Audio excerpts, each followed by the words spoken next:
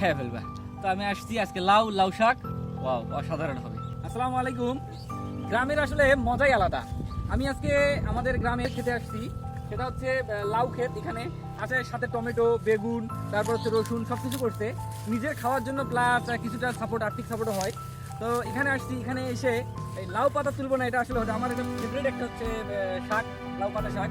তো এই ডগাগুলো আমি তুলতেছি একদম ফ্রেশ, এটাতে কোনো কীটনাশক নাই, কোনো কিছু নাই, একদম ফ্রেশ। তো এখানে আমি কয়েকটা লাউ পাতা ছিঁড়ে রাখছি অলরেডি। এরপরে ভিতরে আছে কিছু লাউ আছে, আমি একটু লাউ শুধু দিটা।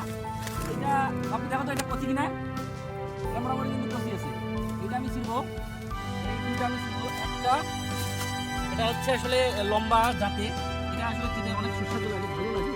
আরো একটা আছে